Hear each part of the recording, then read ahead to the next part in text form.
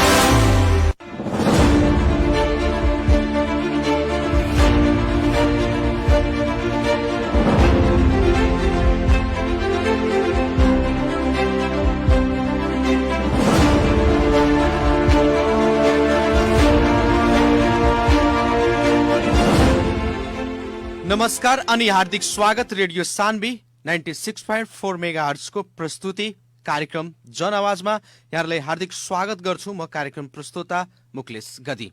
सीधा कुरा प्रश्न विचार आम जनताको प्रतिनिधिमूलक आवाज कार्यक्रम जनआवाज मार्फत देशको समसामयिक राजनीतिक घटनाक्रम, विकास निर्माण, शिक्षा, स्वास्थ्य, कृषि, रोजगारी लगायत आम जनतासँग सरोकार राख्ने हरेक समय सान्दर्भिक विषयमा बहस र छलफल गर्ने गर्दछौं।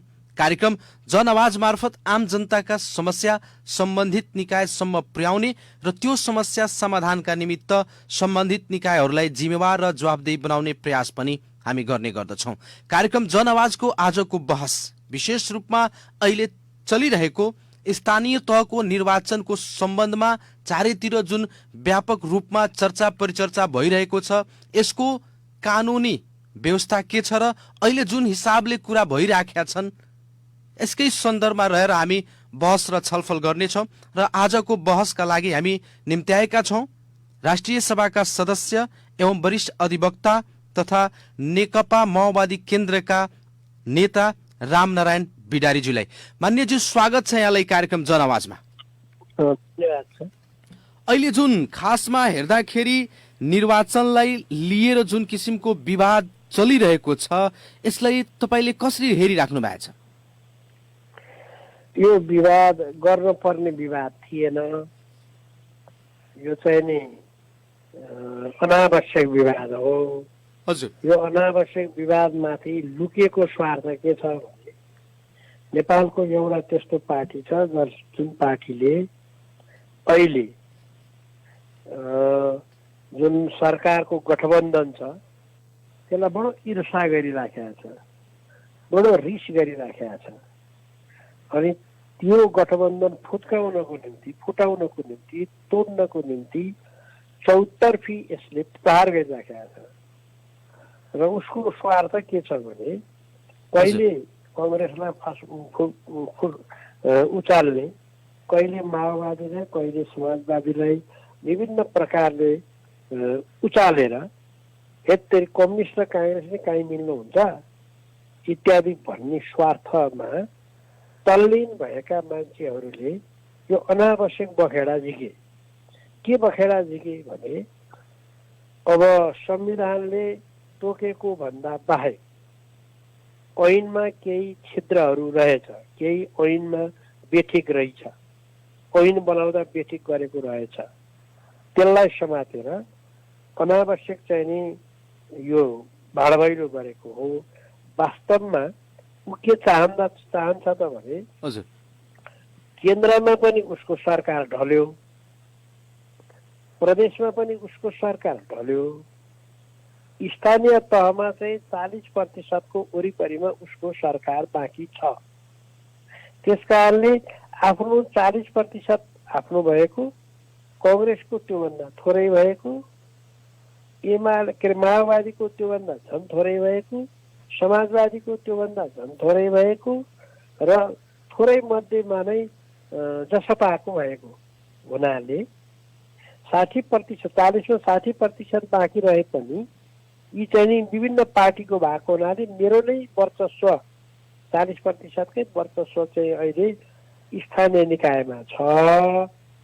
त्यसकारणले यिनीहरूको पदमा हुँदाहुँदै चुनाव गराउन पाइयो भने यिनीहरूले स्थानीय तहको स्रोत साधनलाई परिचालन गर्छन्, विकास बजेटको दुरुपयोग गर्छन्, सत्ता स्वार्थको निम्ति दुरुपयोग गर्छन् र चुनाव जित्न सकिन्छ भन्ने उद्देश्यले संविधानले भनेको भन्दा बाहेक यिनीहरू चुनाव लड्न पर्छ भनेर आए।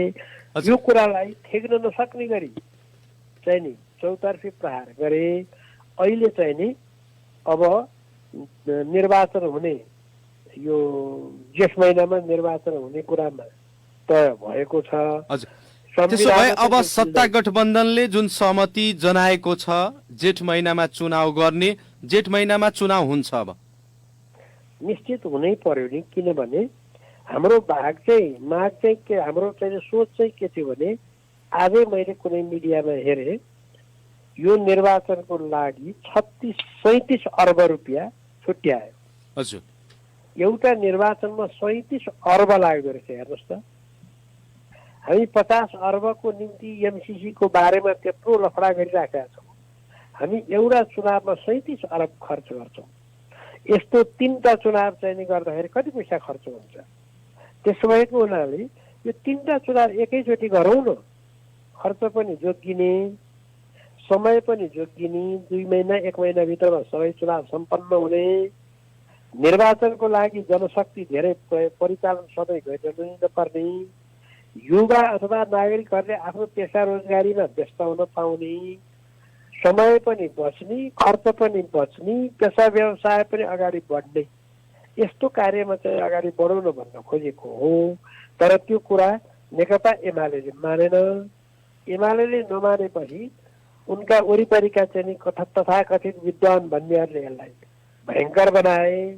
अनि कङ्ग्रेसका पनि केही मान्छेलाई के लाग्यो भने ओहो अहिले कम्युनिस्ट फुटेको बेलामा ढ्याङ्गै यो बेला चुनाव गर्यो भने काङ्ग्रेसले जित्छ, त्यसकारणले पछि त कम्युनिस्ट फेरि मिल्न पनि सक्ला, कम्युनिस्टहरूको फेरि मोर्चा बन्न पनि सक्ला, अथवा चाहिँ नि पछि चाहिँ नि के होला। त्यसकारण अहिले गर्नुपर्छ भनेर काङ्ग्रेसका केही नेताहरूले पनि लागे। त्यसो भएको हुनाले प्रधानमन्त्री वा सरकार वा चाहिँ गठबन्धन दलहरूले जेठमा चुनाव गर्ने कुराको निर्णय गरिदियो। तर यहाँ कुरा आइरहेछ संविधानको धारा र निर्वाचन ऐन बाझिएको छ, वास्तविकता के हो? बाझिएको छ कि छैन भन्ने कुरा मैले धेरै पटक भनिसकेको छु। संविधानको धारा 225मा के लेखेको छ भने नगरसभा र गाउँसभाको निर्वाचन, गाउँसभा र नगरसभाको पदावधि 5 वर्षको हुनेछ। पदावधि सकिएको वा कार्यकाल सकिएको मितिले 6 महिनाभित्र निर्वाचन सम्पन्न गरिसक्नु पर्नेछ। यो 225मा लेखेको हजुर संविधानमा। अब ऐनमा के लेख्यो? स्थानीय तह निर्वाचन ऐनको मस्यौदा वा प्रस्ताव चाहिँ नि निर्वाचन आयोग मार्फत हुन्छ, सरकारले ल्याउँछ। अब यसमा चाहिँ के लेखिदियो भने स्थानीय तहको कार्यकाल 5 वर्षको हुनेछ। यसरी कार्यकाल समाप्त हुनुभन्दा अगावै 2 महिना अगाडि निर्वाचन गर्नु पर्नेछ भनेर लेख्यो। अब संविधान र त्यो ऐन बाजियो। संविधान र त्यो ऐन बाजिएको हुनाले बाजिएको हदसम्म नेपाल सरकारले जानकारी प्राप्त भएपछि नेपाल सरकारले त्यसलाई सच्याउनु पर्यो। सच्याउने 2टा उपाय छ। एउटा सर्वोच्च अदालतमा मुद्दा पर्यो भने सर्वोच्च अदालतले मुद्दामा अल्ट्रा भाइरस गरेर सच्याइदिन्छ। अर्को चाहिँ सरकारले प्रस्ताव संसदमा लगेर संसदले त्यसलाई चाहिँ संशोधन गरिदिन्छ। अब यो 2 मध्ये सरकारले संसदमा लगेर संशोधन गर्ने संसद त अहिले अवरुद्ध छ। संसद चल्नै नदिने काम कसले गर्यो फेरि? त्यो पार्टीको नाउँ तपाईँलाई थाहा छ। त्यो पार्टी एमाले फेरि त्यहाँ संसद चल्न दिन्न भन्छ, उता गयो संसद चल्न दिन्न भन्छ, यता आयो संविधानसँग बाजिएको ऐन अन्तर्गत निर्वाचन गर भन्छ, संविधानमा लेखेको यो त मान्दिन भन्छ। यो संविधान नमान्ने पार्टी हो भन्ने कुरा त प्रतिनिधि सभा विघटन गरेबाटै थाहा भइहाल्यो। त्यसलाई सर्वोच्च आयोगले तिमीले संविधान नमानेकै हौ भनेर उत्प्रेषण सहितका परमादेश जारी गर्नुपर्ने गर्यो। यसकारण यो संविधान नमान्ने पार्टी एमाले संविधान अहिले यो पटक पनि मान्नलाई अस्वीकार गर्यो। अब यहाँ जनतालाई भ्रम चाहिँ के बनाइदियो त भन्दा स्थानीय निर्वाचन नगर्ने भए, ढिलो गर्ने भए, पर सार्ने भए भनेर प्रचार गरिदियो। समाजवादी र माओवादी चाहिँ निर्वाचनबाट डराइराखेका छन्, भागिराखेका छन्, यस्तो कुरा पनि भइरहेछ पनि भनिराख्यो। त्यसकारणले हामीले गर्न खोजेको कुरा चाहिँ के थियो त भने संविधान अनुसार निर्वाचन गर्ने, संविधानले तोकेको बेलामा निर्वाचन गर्ने, ओलीजीलाई हुटहुटी लाग्दैमा निर्वाचन गर्ने होइन, एमालेलाई खसखस लाग्दैमा निर्वाचन गर्ने होइन। निर्वाचन त्यो बेलामा गर्ने जुन बेलामा चाहिँ नि संविधानले तोक्या छ।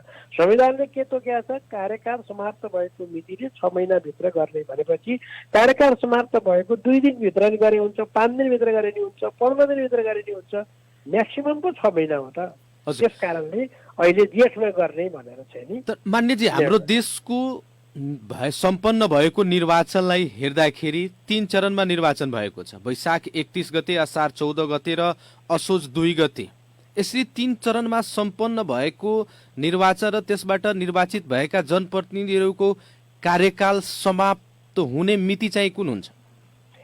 अब यही त अर्को समस्या संविधानसँग बाँधिएको चाहिँ नि दफा अघि 3 को कुरा गर्यौँ हामीले, ऐनको दफा 3, ऐनको दफा 4 पनि संविधानसँग बाँधियो।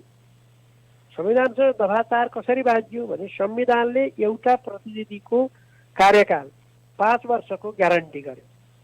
तर ऐन बनाउँदाखेरि के गर्यो भने एउटा प्रतिनिधिको कार्यकाल 4.5 वर्ष वा 4 वर्ष 5 महिना हुनेछ या 5 महिना 7 महिना हुनेछ भन्ने अर्थ लाग्ने गरी त्यहाँ चाहिँ नि ऐन बनाइयो। त्यो ऐन कसरी बनाइयो भने चुनाव जहिले सुकै भए पनि पहिलो चरणमा भएको चुनावको 7 दिन पछिबाट निर्वाचनको म्याद सुरु हुनेछ भनेर लेखिदियो ऐनमा। संविधानले के भनेर लेखिदियो?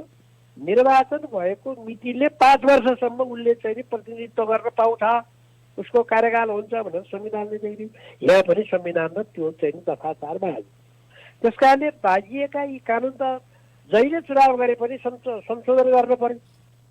चुनाव त जहिले गरे पनि संशोधन गर्नुपर्ने हुन्छ। हजुर, त्यसकारणले निर्वाचनको त्यो ऐनलाई संशोधन गर्नुपर्छ भन्ने सुझाव पनि गठबन्धनले दिएको छ सरकारलाई। गठबन्धन भन्नाले नेपाली कांग्रेस, माओवादी, समाजवादी र के अरे राष्ट्रिय जनमोर्चा, यी सबै पार्टीले चाहिँ नि चुनावको बारेमा के भन्यो त भन्दा संविधानले गरेको व्यवस्था अनुसार चुनाव गर्ने, यसरी चुनाव गर्दाखेरि कार्यकालको गणना गर्दा पहिलो चुनावमा हुने भनेर संविधानले के अरे ऐनले व्यवस्था गरेको मिलेन। त्यसकारणले चाहिँ हामीले त्यो चाहिँ नि संशोधन गरेर मिलाउनु पर्ने भनेर चाहिँ नि। तर निर्वाचन आयोगले बार सरकारलाई पनि ताकेता गरिराखेको छ। वैशाखमा चुनाव गरिएन भन्ने संवैधानिक सङ्कट र कानुनी जटिलताहरू आउनेछन् भने किन यसो भनिराखेको छ? यो निर्वाचन आयोगले जागिरे मानसिकताको कुरा गर्छ। हेर्नुहोस्, म तपाईँलाई प्रश्न गरौँ ल, निर्वाचन आयोगले वैशाखमा चुनाव किन भने? निर्वाचन आयोगले वैशाखमा चुनाव भन्नुको सट्टा उसले ऐनलाई मान्ने हो भने जेठ 5 गते म्याद सिद्धिने भावनाले जेठ 5 गतेको 2 महिना अगावै भनेको चैत 5 गते भन्नु पर्थ्यो। हजुर, चैत 5 गते चुनाव गर्नुपर्छ भन्नु पर्थ्यो।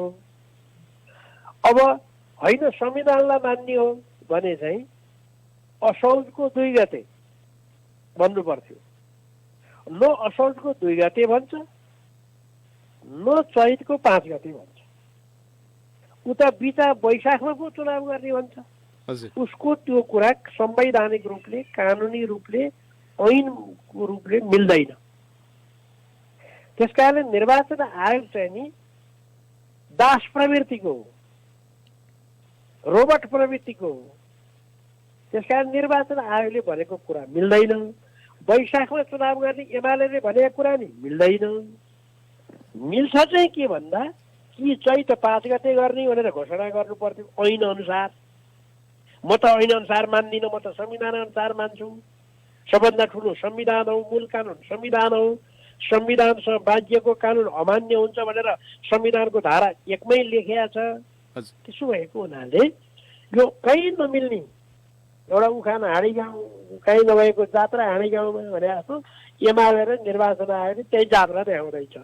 त्यो जात्रालाई अब जनतालाई भ्रम पर्न थाल्यो, यो निर्वाचनै नगर्ने हो, निर्वाचनै परसार्यो। निर्वाचन परसार्य होइन, निर्वाचन संविधान अनुसार गर्नु होइन, यस्तो स्थिति थियो। त्यसो भएको हुनाले अब चाहिँ निर्वाचन आयोगको प्रमुखले एउटा कुरो भन्नुभएको सुनियो, 1 महिना 10 दिन जति चाहिँ नि फरक परेन, केही फरक पर्दैन। संविधान त 1 सेकेन्ड पनि मिच्नु हुँदैन। 1 महिना संविधान मिच्न पाइने हो भने 4 महिना मिच्न किन नपाइने? 4 महिना संविधान मिच्न पाइने हो भने 1 वर्ष मिच्न किन नपाइने?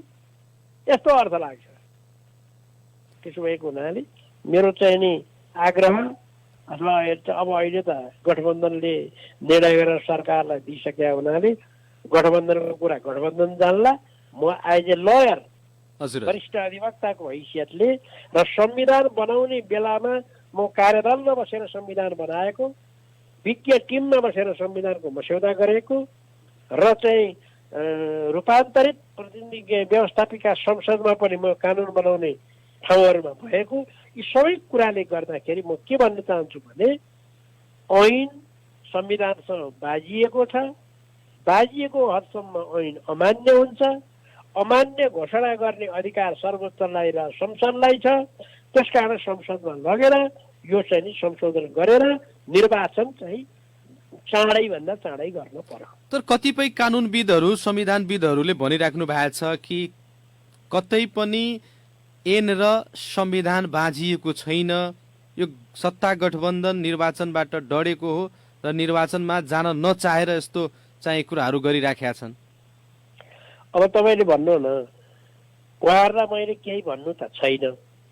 उहाँहरूको उद्देश्य के हो भने अहिले कम्युनिस्ट फुटेको बेलामा काङ्ग्रेसले चुनाव गर्यो भने काङ्ग्रेस बहुमतमा जित्छ, त्यस कारणले यस्तो निर्णय गरेर आएको छ एक थरीले। अर्को थरी यता गठबन्धन छ भने ओलीको पनि गठबन्धन छ। हेर्नुहोस्, ओलीजीको गठबन्धन कहाँ छ भन्दा कमल थापासँग छ, राप्रपाको लिङ्गदेनसँग छ। ओलीको गठबन्धन तपाईँको चाहिँ नि 2 नम्बर प्रदेशमा बेस भएर बसेको हाम्रो चाहिँ नि लोकतान्त्रिक समाजवादी हजुर अथवा अर्थात् भनौँ महन्त ठाकुरसँग छ। हजुर हजुर, उहाँको चाहिँ नि गठबन्धन हुनसक्छ सिकेसँग नि हुनसक्छ। उहाँको गठबन्धन विभिन्न प्रकारका राजावादीसँग छ। त्यसो भएको हुनाले त्यो चाहिँ नि अन्तिममा उहाँको गठबन्धन पहिला चाहिँ यो गठबन्धन भत्काउनुपर्छ, काङ्ग्रेसको नेतृत्वमा भएको गठबन्धन भत्काउनुपर्छ भन्ने विदेशीको चाहिँ नि इन्ट्रेस्ट छ हाम्रा। त्यसो भएको हुनाले यो सबै स्वार्थबाट उनीहरूको पनि गठबन्धन छ। उनीहरूको गठबन्धन सत्तामा छैन, त्यसकारण उनीहरूको गठबन्धनलाई प्रचार भएको छैन। तर वास्तवमा गठबन्धन चाहिँ उनीहरूले त्यसकारण चुनाव यसपालिको चुनाव काङ्ग्रेस नेतृत्वको गठबन्धनको र एमाले नेतृत्वको राजावादीको गठबन्धनको निर्वाचन हो। गणतन्त्रको विरुद्धको चाहिँ नि हो कि गणतन्त्रको पक्षमा हो भन्ने निर्वाचन हो। संहिताको पक्षमा हो कि संहिताको विरुद्धमा भन्ने गठबन्धन, दुईटा गठबन्धनको। त्यसकारण ओली अथवा एमाले चाहिँ एक्लै यतापट्टि चाहिँ गठबन्धन भन्ने कुरा भ्रम नपरोस्, गठबन्धन उतापट्टि अझै कडा छ। त्यसकारण दुवै गठबन्धनको बिचमा चुनाव हुने हो।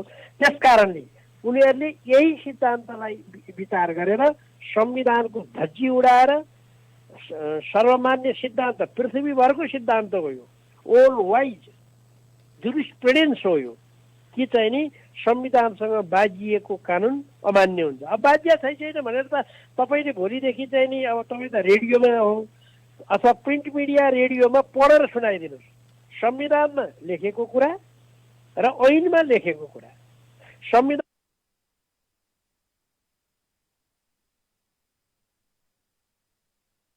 5 वर्ष कार्यकाल भनेको कुरा, ऐनको दफा 4 ले 4.5 वर्ष चाहिँ हुन्छ। असौदा चुनाव भयो नि वैशाखबाटै म्याद जित्दिन्छ, त्यसबाटै म्याद जित्दिन्छ भनेको कुरा।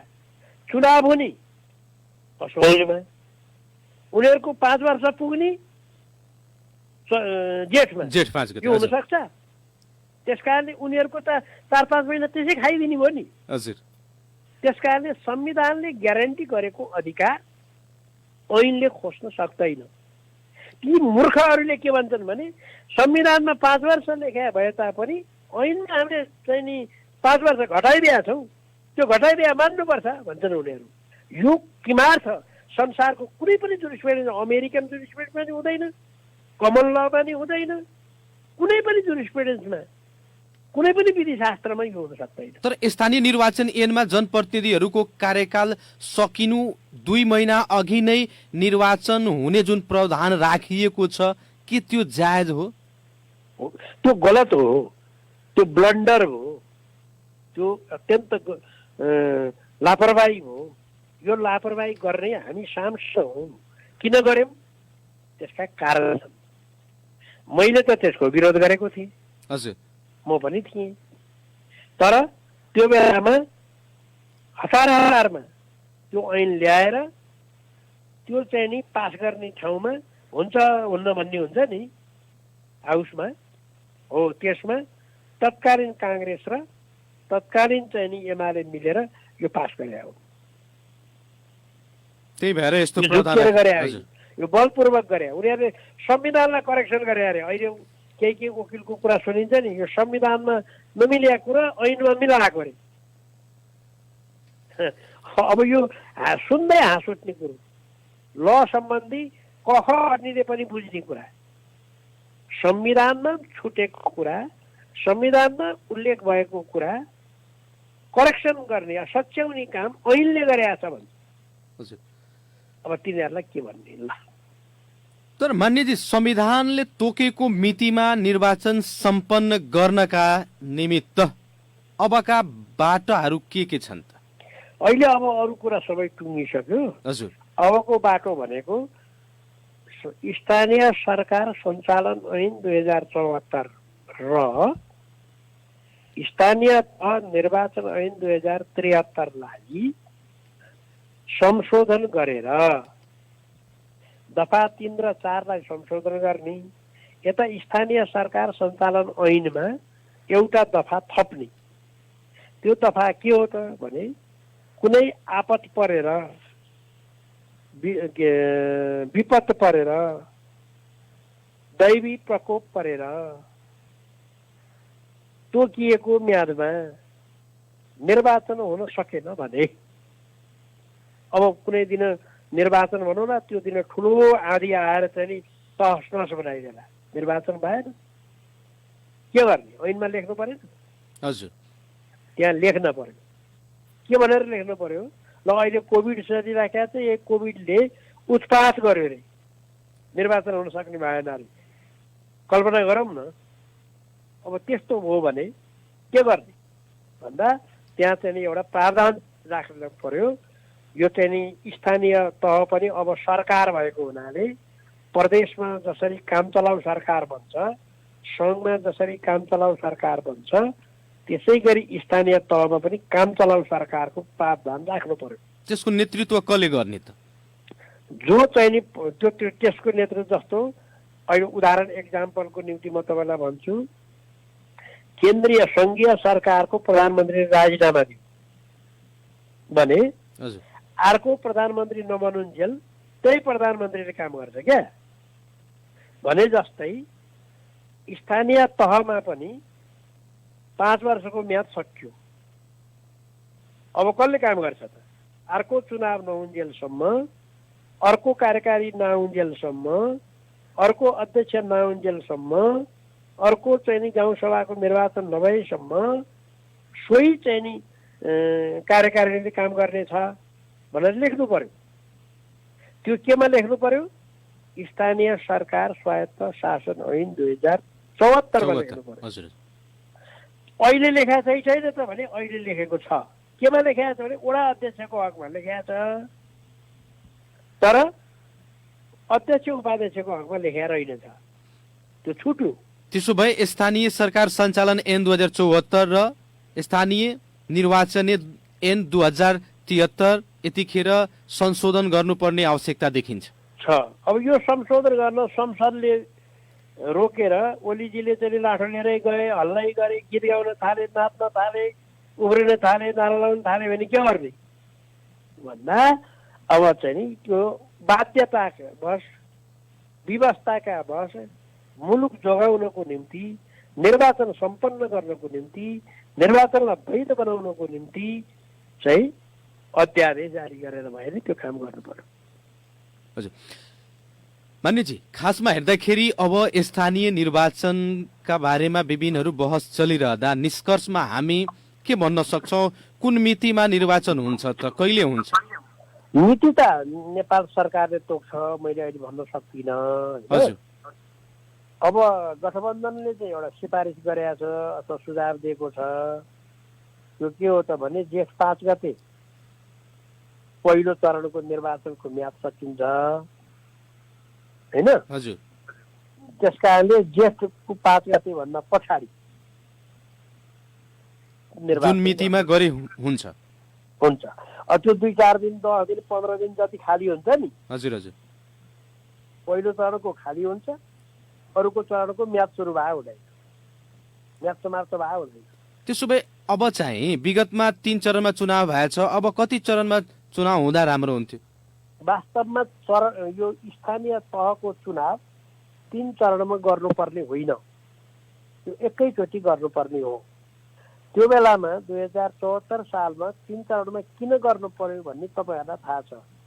हाम्रो मुलुकको 2 नम्बर प्रदेशमा यो संविधानको बारेमा विरोध भइराखेको थियो, चुनावमा भाग लिन्न भन्ने कुरा भइराखेको थियो। हजुर हजुर अनि यता चाहिँ नि फेरि अरू प्रदेशमा चुनाव चाँडै गर्नु पर्यो भनेर माग आइराखेको थियो, त्यसको लागि जुलुस भइराखेको थियो। त्यस्तो परिस्थितिमा देशको चाहिँ नि एकता कायम राख्नको निम्ति, संविधान जोगाएर लैजानको निम्ति त्यो बेलामा 3 पटक गरेर चुनाव गर्नु परेको हो। यो सधैँ 3 पटक चुनाव गर्नुपर्छ भन्ने होइन।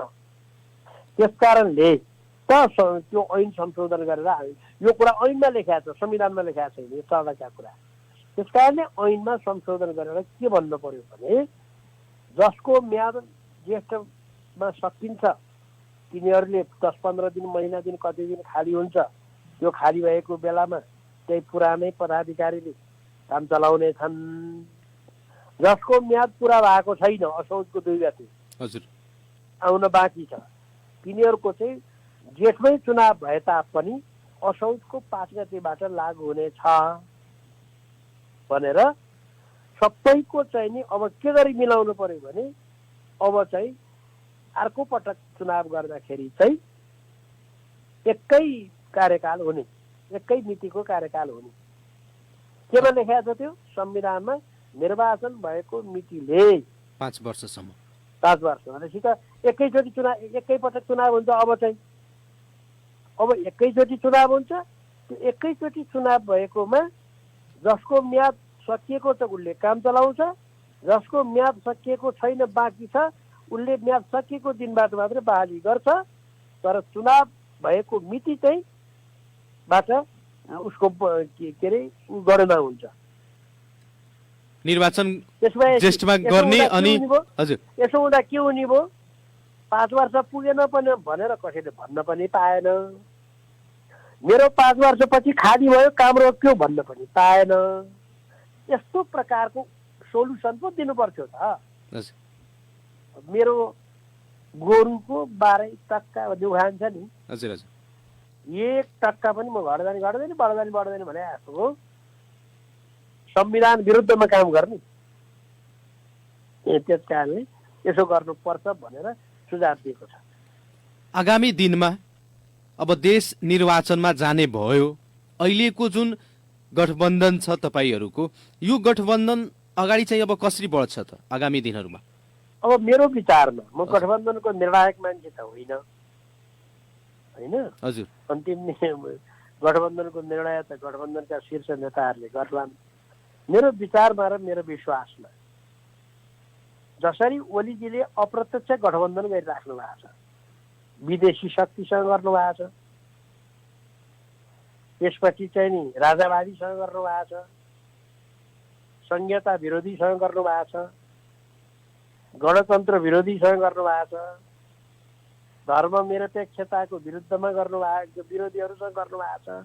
उहाँको अप्रत्यक्ष गठबन्धनको विरुद्धमा अहिले हाम्रो चाहिँ गठबन्धन प्रत्यक्ष गठबन्धन, सरकार सत्ता सञ्चालन गर्ने गठबन्धन, यसको गठबन्धन पनि कायमै रहनुपर्छ र दुई गठबन्धनको चुनाव हुन्छ। मैले अहिले पनि व्याख्या गरेँ। अब चुनाव दुई गठबन्धन संहिता। अब ओलीजीले कोसँग गर्नुभएको छ भन्ने कुरो त तपाईँले सुनिसक्नु भएको छ। कमल थापा भन्ने मान्छे तपाईँ चिनिहाल्नुहुन्छ। हजुर हजुर। उसको सिद्धान्त के हो बुझिहाल्नुहुन्छ। त्यस्तै राप्रपाको लिङ्गदेनजीको चाहिँ सिद्धान्त के हो बुझिहाल्नुहुन्छ। त्यस्तै चाहिँ नि विभिन्न प्रकारका यो चाहिँ नि संविधानको विरोधी अरू, संविधान विरोधी, संहिता विरोधी, गणतन्त्र विरोधीहरूको एउटा गठबन्धन र संविधानको पक्षधर, संहिताको पक्षधर, गणतन्त्रको पक्षधरहरूको एउटा गठबन्धन बीच अब चुनाव हुने भयो। एक्ज्याक्ट ल तपाईँले पत्ता लगाइहाल्नु। हस् मान्यजी, कार्यक्रम जनआवाजको अन्त्यमा आइसकेका छौँ। जाँदै आम जनतालाई यस रेडियो मार्फत के भन्न चाहनुहुन्छ?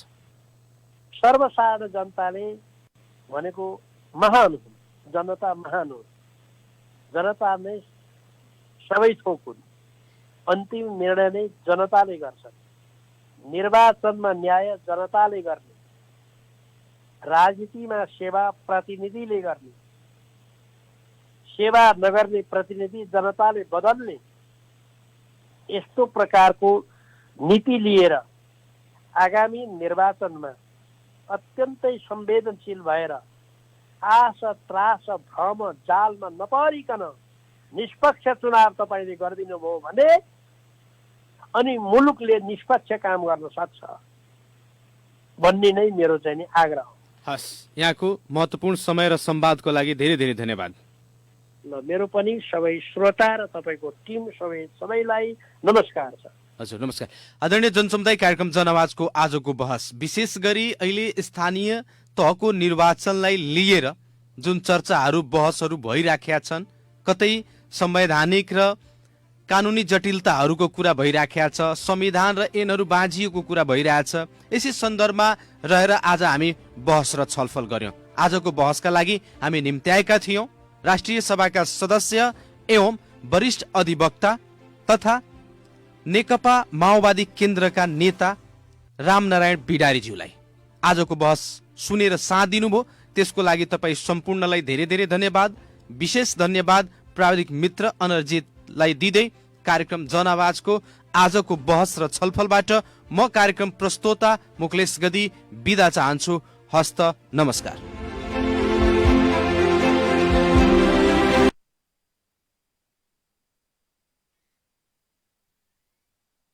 गाउँ सहर सारा गुन्जाउने यो हो रेडियो सान्वी 96.4। ए काका, काहे मुंह दाब के बैठल बानी? का भइल बा? का कही ये बबी, देखो ना दांत के दर्द से परेशान बानी। तारा काकियों के सब दांत झड़ गइल बा, नया दांत लगावे के रहलो, साथे पोतिया के शादी की उम्र हो गइल, ओकरो